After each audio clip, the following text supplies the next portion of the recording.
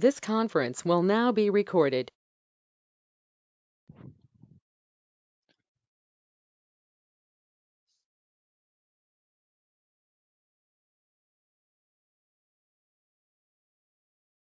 Hello students, I'm Dr. Divya from TeenEinstein. So here we are learning the sixth part of chapter tissues.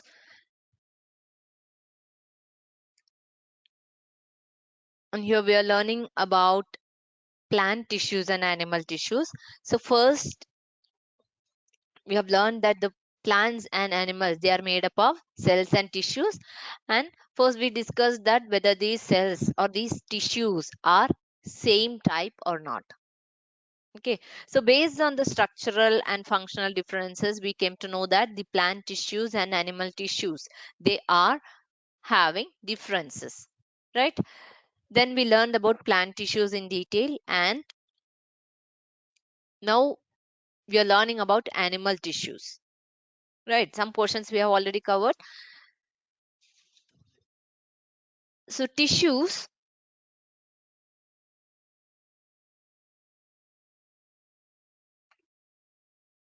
means a group of cells, right?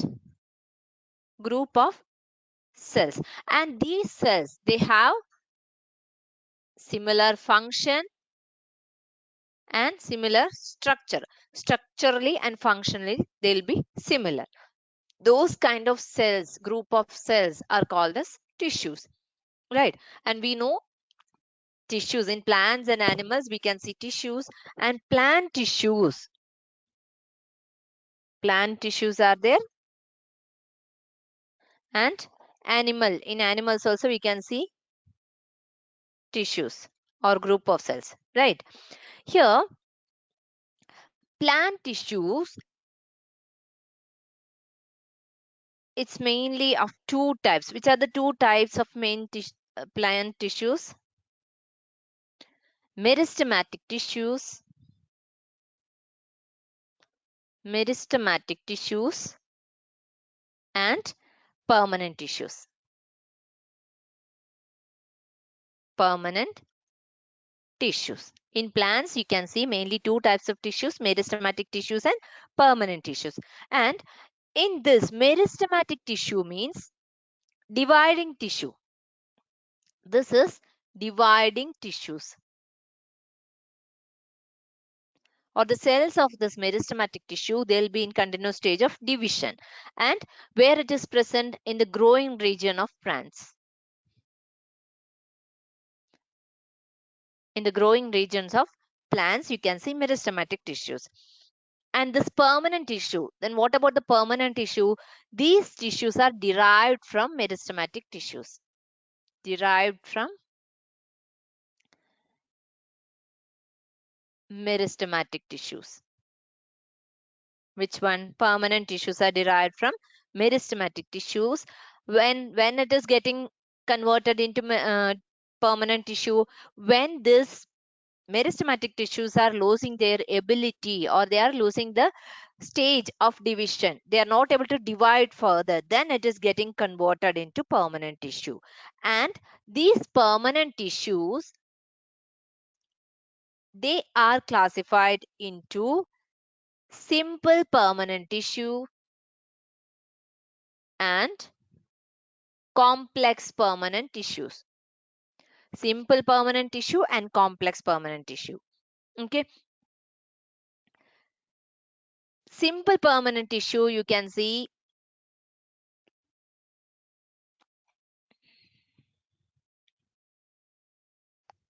for simple permanent tissue, you can see examples like parenchyma, collenchyma, and sclerenchyma. These are three types of simple permanent tissue. And for complex permanent tissue, xylem and phloem. These are these are types of complex permanent tissue. Okay, so that's about the plant tissues, right? Then when we are moving to animal tissues,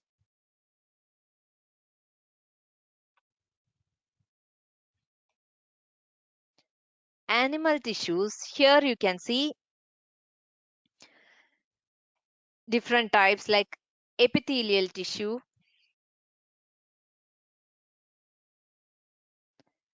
then muscular tissue,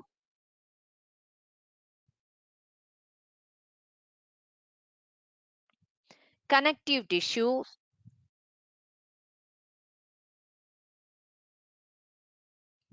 nervous tissue.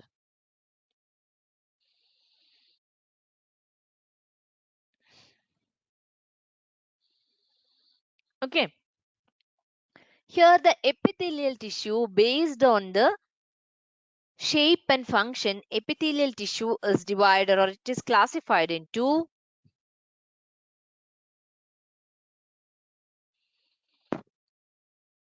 squamous, then columnar, cuboidal, and glandular. So based on the function and shape, epithelial tissues are divided into squamous epithelial tissue, columnar epithelial tissue, cuboidal epithelial tissue, and glandular epithelial tissue. Okay. Next,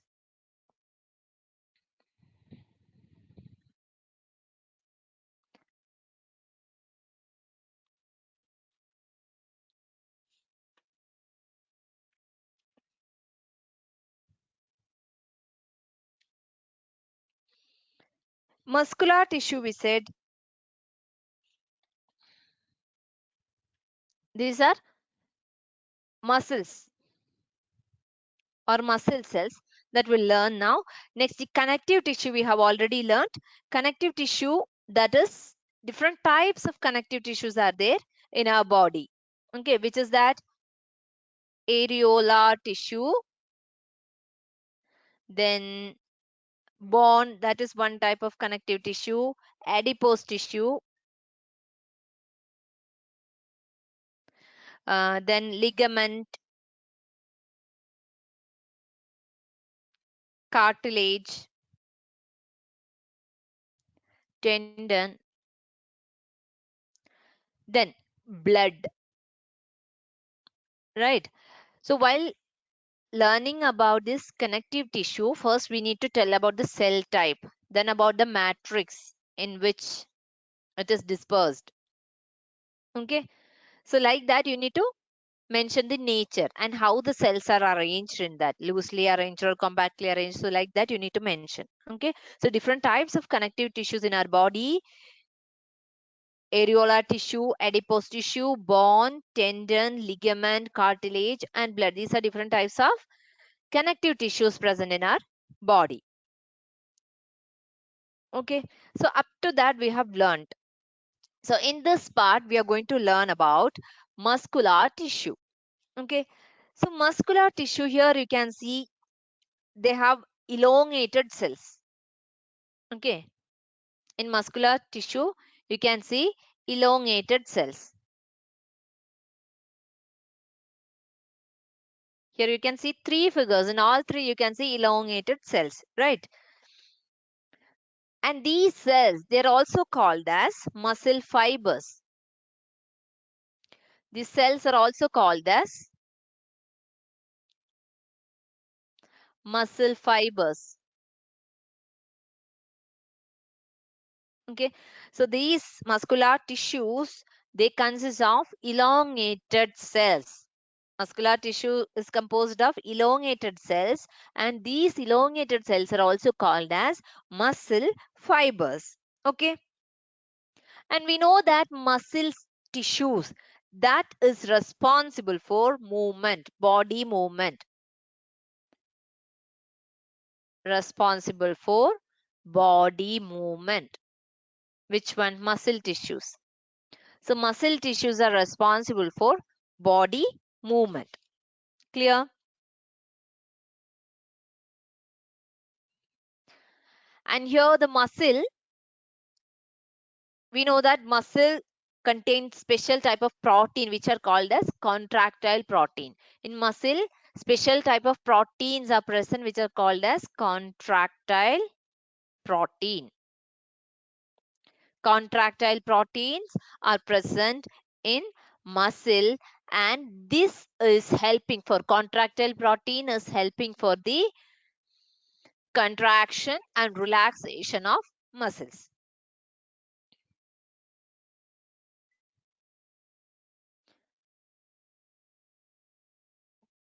Contraction and relaxation of muscle, right?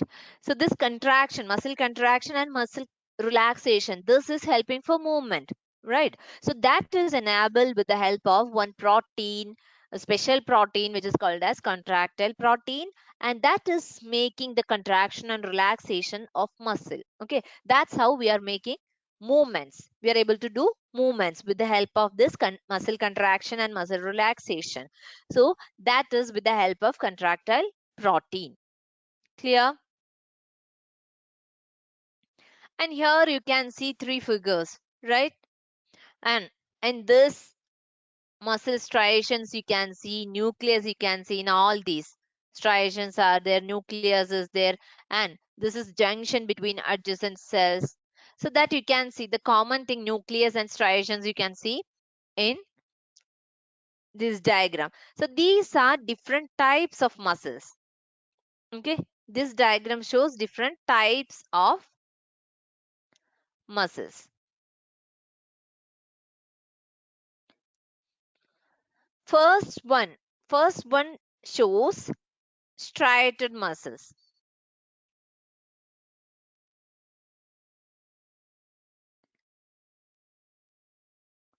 This shows smooth muscles,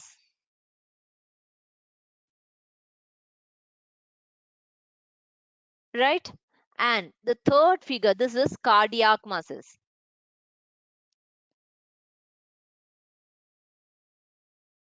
Okay,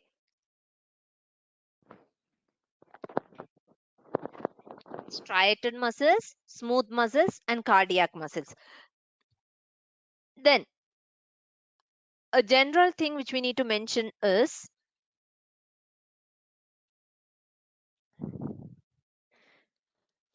we know that we can make movements, or the movement of these muscles, they are based upon our wish, right? See, when we want, we can make movements, right?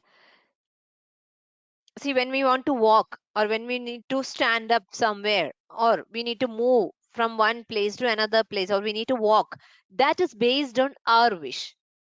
It's our will or our wish to make movement. Based on that, movement is happening, right? So we can move some muscles, even all the muscles. Some muscles we can make movement based on our wish or our will, right? Like the limb muscles, how we can move. When we want, we can make the movement, right? And if we want to stop walking, we can stop it, right? So that is based on our will or our wish. Based on that, some muscle movements we can make.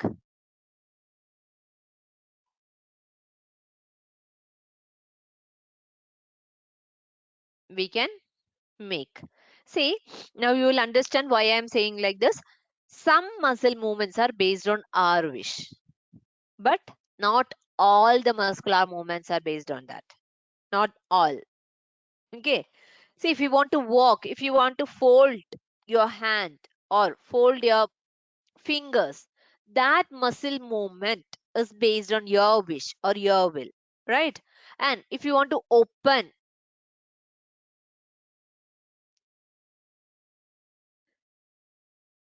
that is your will, right? So such muscles which are doing under our control, that are called as voluntary muscles. These muscles are called as voluntary voluntary muscles, because control is in us. We can control that, the movement of those muscles, and it's based on our wish. That movement, whether to do that or not, that muscular movement should be done or not done, that is based on your wish, right?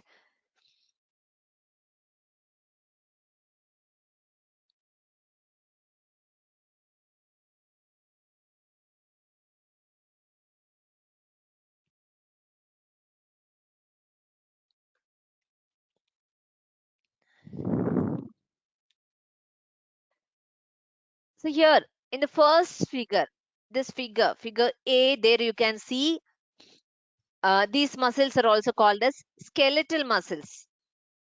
Okay, these are called as skeletal muscles. Which one? These voluntary muscles, they are also called as skeletal muscles. Why? Because these muscles are mostly it is attached to the bones. Mostly attached to bones. So mostly it is attached to bones. Which one? These muscles. And they can help for the body movement.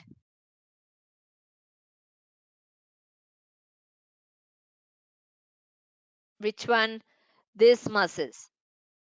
Okay.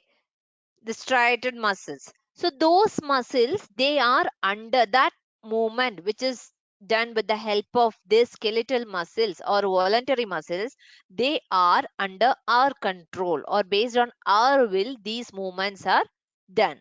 Okay, so they are mostly they are attached to bones and they are helping in body movement. Okay, so under microscope or the microscopic view, that gives you a picture like this. The first figure you can see here. So under microscope, these type of muscles, voluntary muscles or striated muscles, that shows alternate light band and dark band. Okay, here you can see light band and dark band, again light band and dark band, or striations. You can see the striations. Those striations under the microscope, that muscles shows dark or light bands or striations when we are staining that. Clear? So because of that striations, they are also called as striated muscles. Striated muscles. So when we are staining, it will give a dark band and white band alternatively. So that shows the striations. Okay, when we are doing proper staining. That's why it is called as striated muscles. Okay, so some muscle movements which we can make under our control or based on our wish, we can make that movement. So that movement which is under our control, we can call those muscles as voluntary muscles. Means we can control that. Okay, those type of muscles are also called as skeletal muscles. Why it is called as skeletal muscles? Most of them are attached to bones. And these type of muscles are helping in body movement. And when we are staining these muscles, you will get this type of microscopic view. And in that you can see alternative light and dark band. Okay, or striations you can see there. Those are called as striated muscles. They are also called as striated muscles. Clear?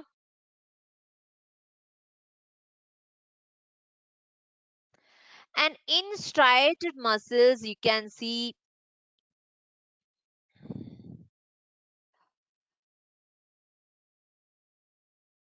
here, you can see the cells of the tissue. Cells of the tissue. Tissue means group of cells. So in that, in muscle tissues, in striated muscle tissues, you can see each cell that is cylindrical. Cylindrical. You can see cylindrical shape here. See here, cylindrical shape, and they are long. Cylindrical and they are long. Then they don't have any branch. Unbranched. They are unbranched and multinucleate, or you can see many nucleus in that. They are having many nuclei. They are multinucleate. Okay, so here you can see the striations and the cells of these muscle tissues, skeletal muscle or voluntary muscles or striated muscle. You can see they have cylindrical shape and they are very long. Then they don't have branches, they are unbranched, and they have multinucleate. They have multinucleate structure. Okay, long, unbranched, cylindrical, multinucleate structure. Okay, which one? Striated muscles. So these type of muscles, they are under the control. Striated muscles, we can say, or voluntary muscles. Why we are calling as voluntary muscles? Because that is under our wish or our control. Clear? Next is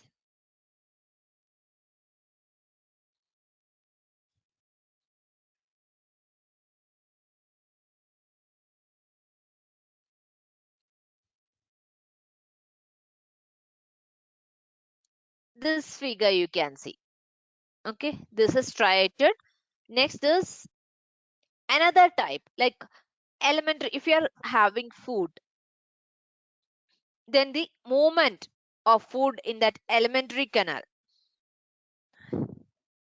food in elementary canal. Can you stop this movement, or can you start this movement whenever you want? No, it's impossible. So the contraction and relaxation of food in the alimentary canal, or the movement of food in the alimentary canal, or the contraction and relaxation of blood vessel, all these are involuntary movements. Means those are not under our control. Blood vessel contraction and relaxation, these are also not under our control, right? So according to our wish, it won't work. So these are called as involuntary movements.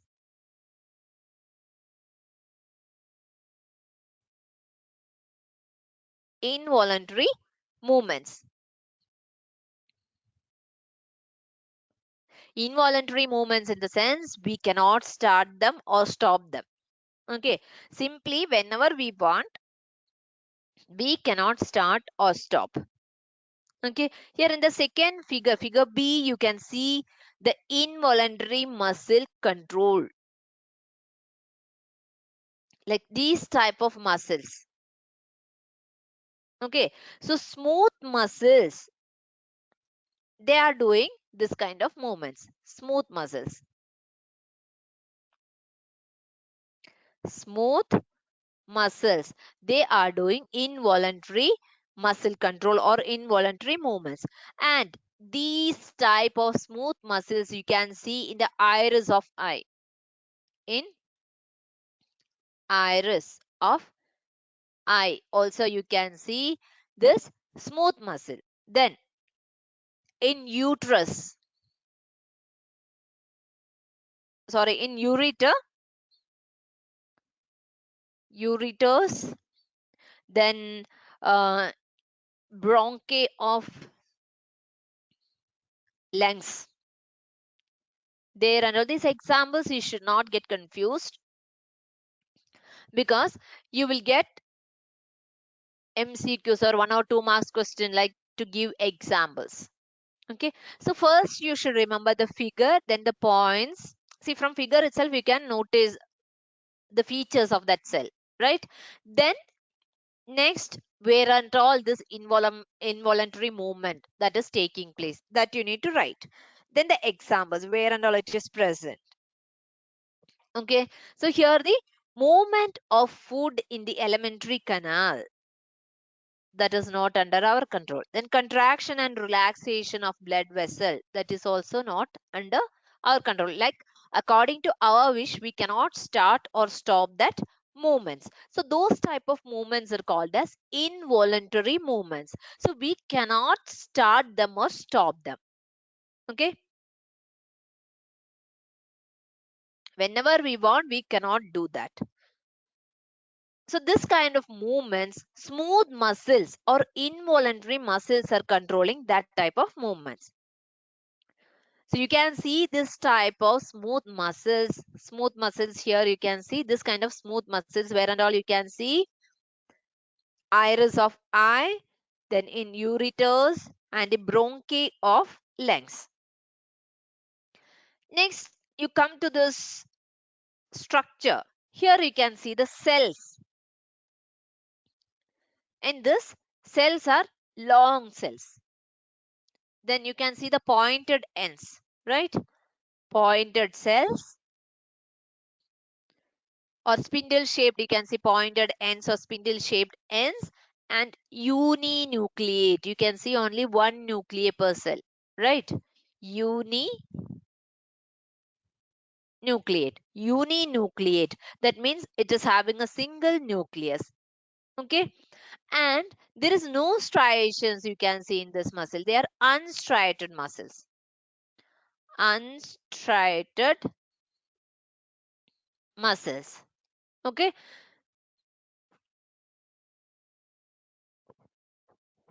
Because see why they are called as unstriated muscles, you cannot see that striations in that. Okay, that's why it is called as unstriated muscles.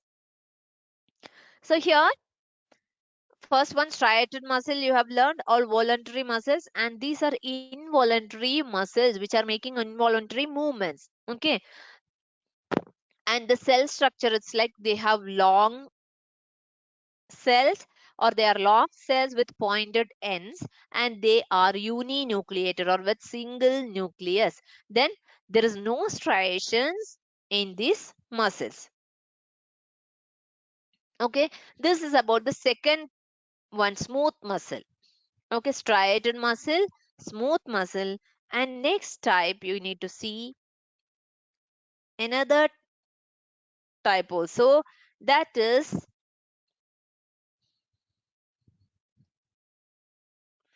cardiac muscles. This one, that is a cardiac muscle. Okay, this is striated, then smooth, and third type is cardiac muscle. Okay, we know the movement of heart, that is rhythmic movement. Movement of heart, that is having a rhythm, right? That is showing a particular rhythm like contraction and relaxation. There is a proper timing for each one. So throughout the life, whole life, it is showing this kind of rhythmic movement only, right? There is a contraction and relaxation,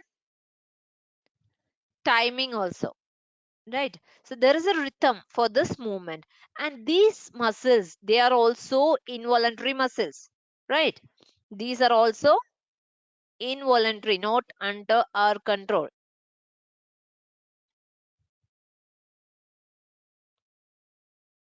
You cannot say that, oh, whole day our heart is running, let it take rest for some time, let it stop the movement. Can you do that?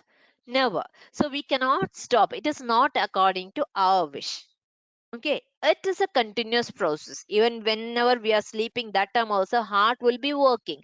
That muscle movement will be there. The contraction and relaxation of heart will be happening with the rhythmic or with a particular timing. The contraction and relaxation with proper timing, it will be working, and that is a continuous process, right?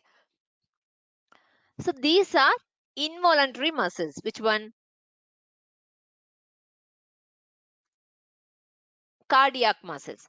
So the muscles which are helping for the movement, the rhythmic movement of heart, they are called as cardiac muscles. But these cardiac muscles are involuntary muscles. Okay.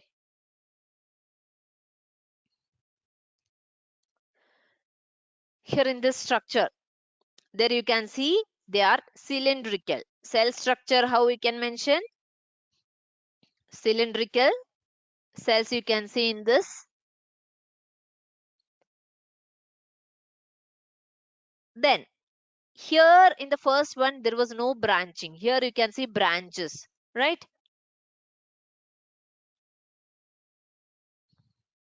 Branching you can see. Then uninucleate. Uninucleate.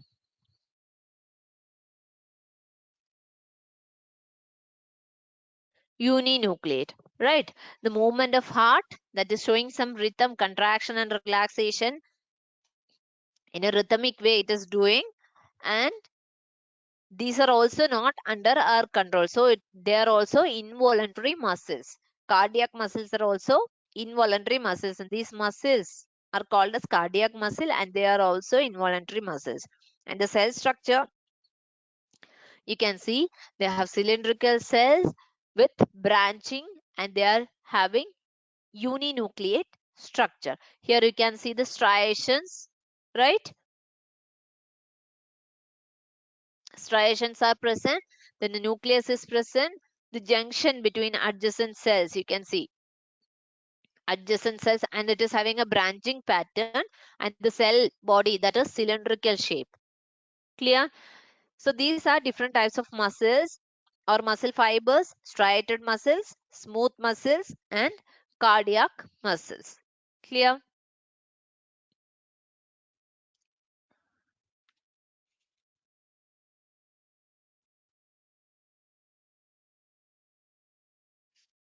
So here one activity you're getting: compare the structure of different types of muscular tissues and note down their shape, number of nuclei, and position of nuclei within the cell.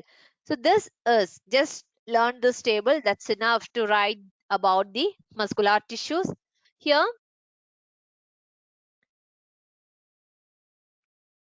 muscular tissues mainly it's of three types: striated, unstriated, and cardiac, right? Striated, unstriated, and cardiac. This is the striated, figure A. Okay. Unstriated, figure B. Then cardiac, figure C. Okay. Striated, unstriated, and cardiac.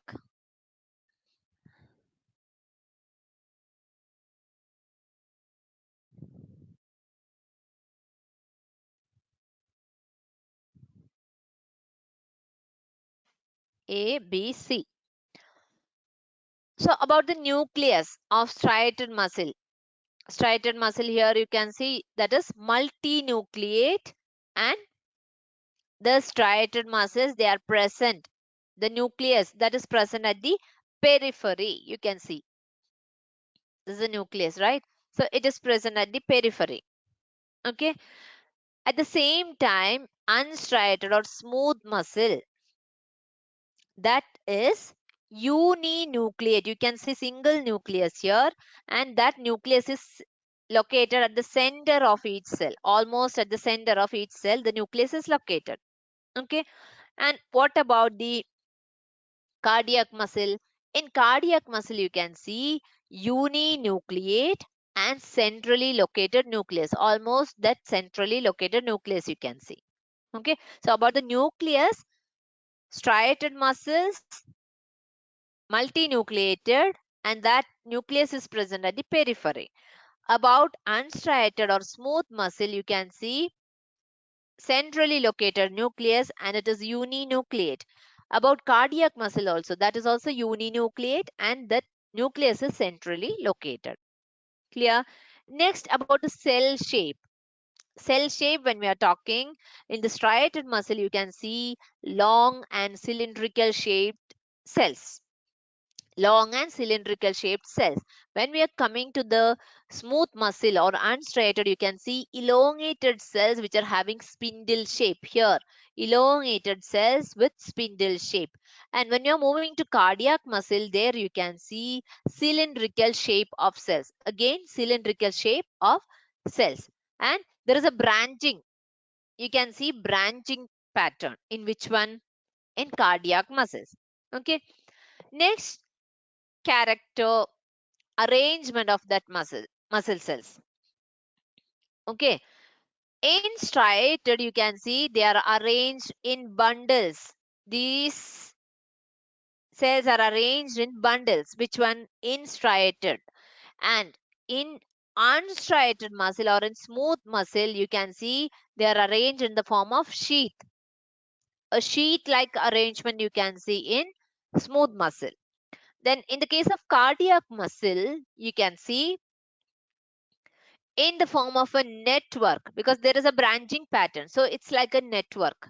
In a network shape, it is arranged. In which one? In cardiac muscle. Arrangement of cells in a network pattern. The next about their activity or their functioning. Okay. First, in striated muscle, these muscle cells are, they have fast and powerful contraction because it is helping for movement, right?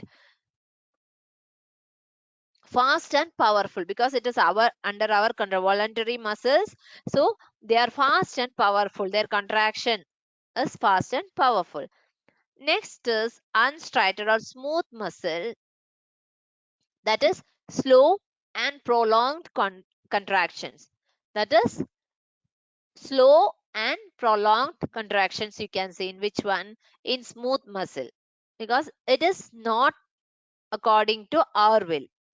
Okay, it's already designed. So according to that, it will work. Because we said smooth muscle where it is intestinal movement, the food particle, how it is moving through intestine. So that movement, it's already that is having a pattern of movement and it's very slow. Okay. Next is about cardiac muscles activity. Cardiac muscle, you know that it's acting in a rhythmic way, right? But it is powerful. That movement is making the pumping of heart, pumping of blood in heart, right? So that should be a powerful movement. The contraction should be a powerful movement, but in a rhythmic way.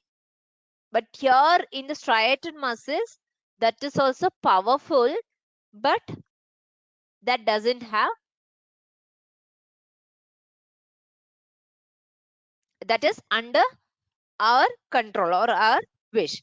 Here in the unstriated, slow, it's already there, it's already designed by the body, that is slow but prolonged contractions. Clear? That's how you need to make a chart or a note about the this muscular tissue, and the same thing you can use for your activity. It will be easy to study with diagram. So while doing here, instead of making this separate figure, here you can add the figure near to each column. You can add the figure also, so it will be easy to compare. Okay. So structure of different types of muscular tissues we have learned. Next is about nervous tissue. Nervous tissue.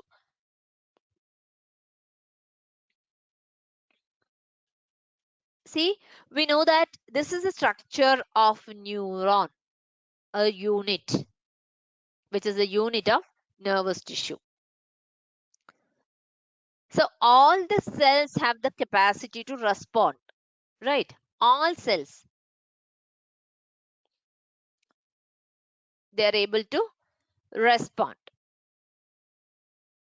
In one or the other way, they are able to respond to the stimuli.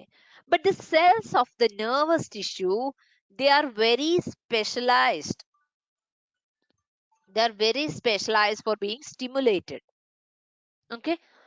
Nervous tissue cells, they are specialized cells in getting stimulated and for transmitting that stimulus from one place to another place within the body in a faster way. Okay, they can get stimulated. Which one? The cells of this nervous tissue, they can get stimulated and they can conduct or transmit stimulus from one place to another place in a faster way. Faster conduction they can do. They can conduct that stimulus from one part of the body to another part of the body in a faster way. Okay. Then brain,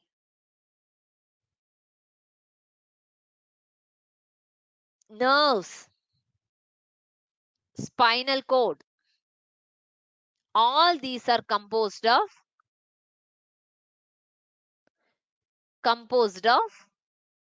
nerve cells or nerve tissues. Okay.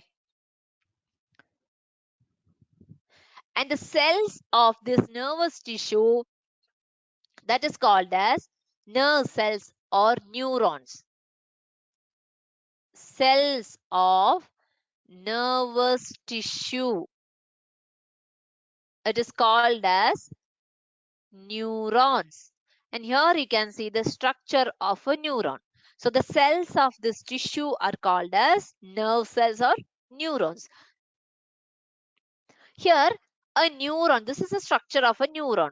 That neuron consists of, you can see, a cell body. This is the cell body.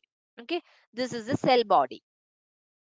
Okay, then inside the cell body, you can see a nucleus. A nucleus is present inside the cell body. This is a soma or body, cell body, and inside the cell body, there is a nucleus, and you can see cytoplasm. This is cytoplasm.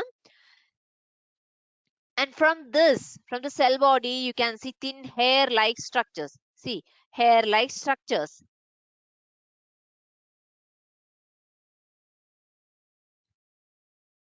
And here a long part you can see, this is the axon, which is from the cell body. That is a single long part. Here you can see this is the axon, and here hair-like structure, that is called as dendron or dendrite.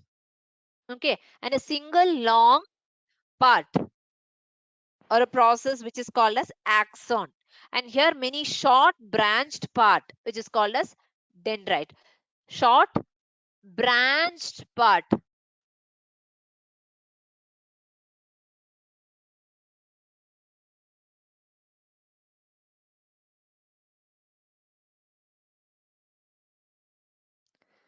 So usually in a neuron, a long single long part which you can see here, that is the axon. And there are so many branched parts, short branched parts, they are called as dendrites. Okay, and length of individual nerve cell, that may be up to 1 meter length, up to a meter it will be there. Then many nerve fiber, they are found together by the connective tissue that make up a nerve.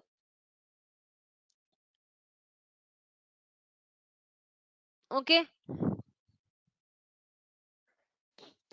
then we said this nerve cells, they have the capacity or the ability to transmit, or they have the capacity to conduct the stimulus, right? So here the signal stimulus or the signal which they can pass, that is called as nerve impulse. Okay, they are passing that or they are conducting some stimulus which is called as nerve impulse. So this nerve impulse that allow us to move our muscles. When we want, we can make the movement according to the stimulus or according to the nerve impulse that will happen. So the functional combination of nerve and the muscle tissue, that is the fundamental to most of the animals. So first, signal should start from our brain to make the movement. Even for making the movement, the voluntary movement which is under our control, for that signal should start from the brain, right? So that nerve impulse will pass to the specific body part, and according to that stimulus or the impulse which is conducted through the nerve tissues or nerve cells, according to that body will make movements, right? So that is some kind of passing of messages from one part to another part, right? And according to that they can make the movements. So the signal that passes along the nerve fiber is called as impulse, and this nerve impulse is allowing to move our muscles or under our control. Whenever we want, according to our will or wish, we can make that movement. Okay. So the functional combination, we said, the functional combination of nerve and muscle tissue, that is the basic thing in most of the animals, and it is helping for the movement, right? So this combination of nerve and muscle, that is helping the animals to move according to the stimulus. So when that signal comes, the animals are able to make movements, right? According to the impulse or the signal. Impulse comes to the organ, body movement is taking place. So that is very fundamental thing for the movement of animals, right? So here, what and all you need to learn? You need to learn the structure of nerve cell. Okay, so how we are responding? See, if you are touching a hot water, touching a hot water which is in a glass, you are touching that.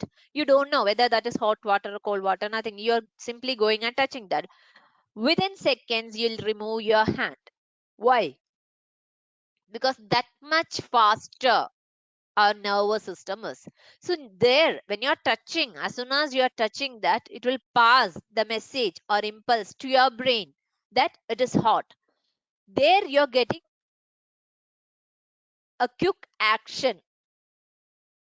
You're getting a message for a quick action to withdraw your hands from there, right? So you're removing your hand or finger from that hot object. So that much faster, in fraction of seconds, everything is happening. So like that, in a faster way, it can work, right? So the body movements are according to your wish. If you want to make, that is with the help of this nervous system or nerve cells. Okay, so they are very good or very fast in conducting these impulses. So they are transmitting the stimulus in a very rapid way from one place to the other place of the body. So the brain, spinal cord and nerve cells are composed of nervous tissue, and the cells of this tissue, that is called as nerve cells, or otherwise we can call as neurons, nerve cells or neurons, right? So a neuron, the structure of neuron you need to learn. Here you can see the cell body, and inside the cell body cytoplasm is there and a nucleus you can see. And from this cell body, here you can see a long part, that is called as a thin long part, that is called as axon. And here you can see the nerve endings. Here you can see the nerve endings. Okay, and from here many short branched parts you can see, that is called as dendrites. Okay, dendrites. And the length of a nerve cell, that may be around 1 meter also. So many nerve fibers bound together by connective tissue that make up a nerve. So what is a nerve impulse? The signal which is passing along through the nerve fiber, that is called as nerve impulse. Okay, so that nerve impulses are making or helping our muscles to move whenever we want. It is helping us to that message. See, I want to hold this pen. So that message is passing from my brain through the nerve cells to my fingers so that I can hold it tightly. If I want to drop it, that message is passing to the brain. So I can drop it. Or if I want to hold tightly somewhere. So all messages are passing within seconds, and in fraction of seconds we are doing that. Clear? So this muscle tissues in combination with the nerve, that is helping or making the movement of most of the animals. Okay, so according to the stimuli or the nerve impulse, it is working. So here in today's class we have learned about muscle cells. Like muscle tissues, we have learned striated, unstriated, and cardiac muscles. These are the three types of muscle cells. Next, we have learned about the nervous tissue, which is made up of neurons. And these neurons are nerve cells that can receive and conduct nerve impulses. Okay, clear? So that's all about this chapter, tissues. Here you have learned about the difference between plant tissues and animal tissues, and you have clearly learned about plant tissues, different types, animal tissues, different types of animal tissues. Clear? So that's all about the chapter tissues. Okay, so here we have learned what is tissue and how many types of plant tissues. In that you can see permanent and complex, and what is xylem and what is phloem. Then simple tissues in plants. In that you are learning parenchyma, collenchyma, and sclerenchyma. With the help of diagram you need to learn. Then epidermal tissues we are learning. There we are learning about stomata and guard cells. With diagram you are learning. Then muscle fibers we have learned. There smooth muscles, striated, non-striated, cardiac muscles. There you are learning that. Then function of cardiac muscles. Then there one chart we have learned between striated, unstriated, and cardiac muscles. Then here the thing, this diagram of neuron you need to learn.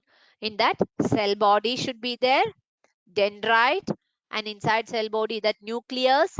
Then you need to mark the cytoplasm. Then dendrites, when you are coming down this portion, axon should be there, nerve endings. These are must. These many portions you need to mark. Okay. Then